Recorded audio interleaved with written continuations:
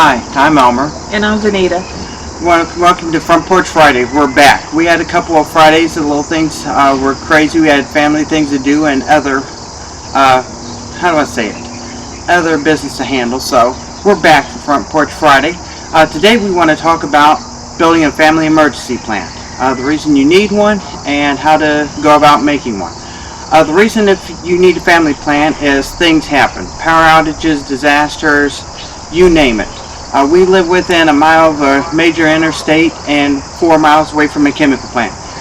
It's just common sense having a plan for if you have to evacuate, you have to turn around and have unfortunate circumstances of a fire or something else, and it also complements your go bags. The reason being and the thing to do is just you start even with a simple piece of paper and a notebook. It doesn't have to be anything elaborate. You could turn around and write out phone numbers and stuff to keep them as a backup plan, and basically you don't have to be elaborate with it. It just has to be something to get started with, to have it ready. Then you can grow from there and make it better and make it more intuitive, more detailed, more involving your friends and family. And get the family involved. Get your kids involved. I know when I was a kid, my mom, we would have little, oh my goodness, Fire drills. We would have different fire drills. You know, we would practice having emergency situations. We would practice having a fire drill, so we all knew how to exit the house.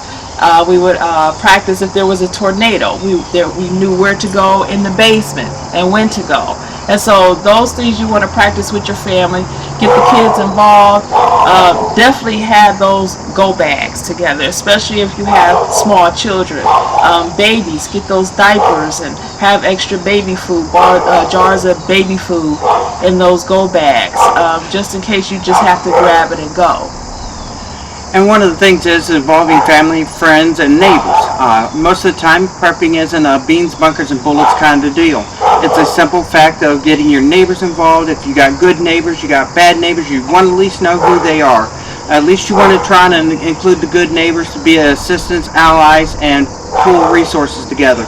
You want family members. If they live in different areas of the city, you want to see if you can come to their house in the event of emergency, have it put in your family emergency plan.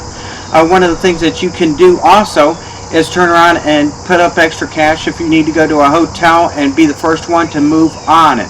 Because a lot of times when disasters happen and people don't have a place to stay or the power goes out for extended periods of time, they turn around and go to a hotel.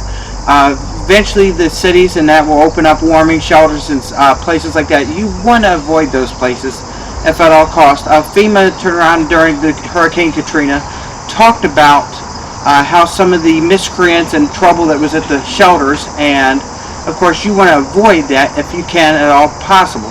So with that, you know, you can how do I word it here, you can turn around and go to a friend's family house if you have it in your plan. One of the things too is to have extra GPS guys provide, but you could have extra stuff in your go bag. Have totes that you can load into your car. The clear plastic totes from Sterilite are a great option. They're durable, they fit in the totes, and they fit in most vehicles with no problem. You have to find one to fit your vehicle, but they will work.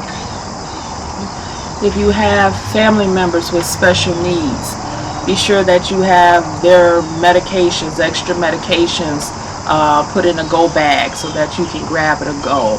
Make sure that you have, if they're unable to walk, make sure that you have a wheelchair available that you can put them in so that you can get around.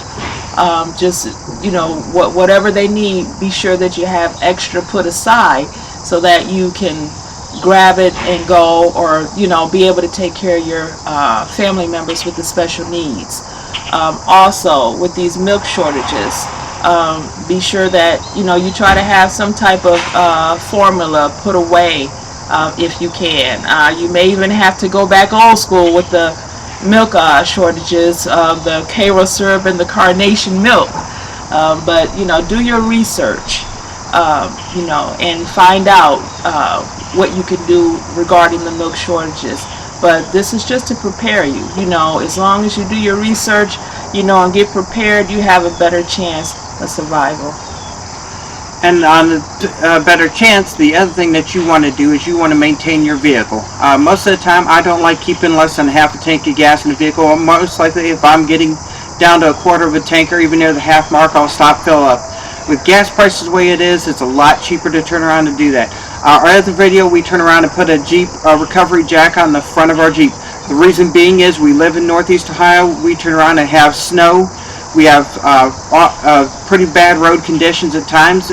Vehicles can go off-road. You could get stuck.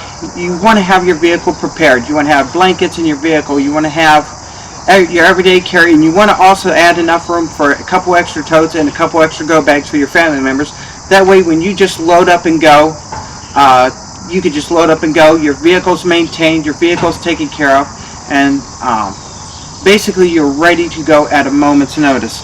One of the other things I wanted to touch point and base on is exercise in your family plan.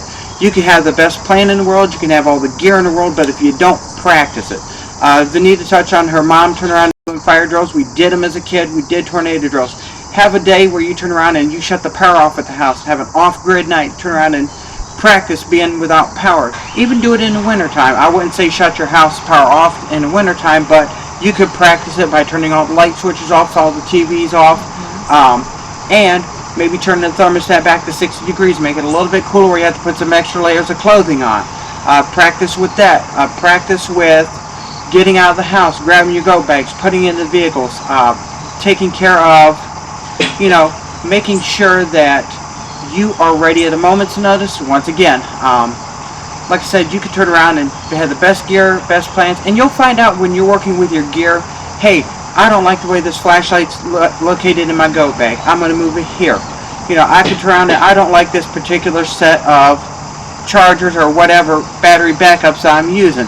So I can turn around and either give those or sell those to somebody and buy something that fits me better. It's just the fact that you're finding out what works and what doesn't work. With that, today I want to thank you for watching us on Front Porch Friday. Remember, God is in control, and stay healthy and stay blessed. I think we can all do it. I did too. I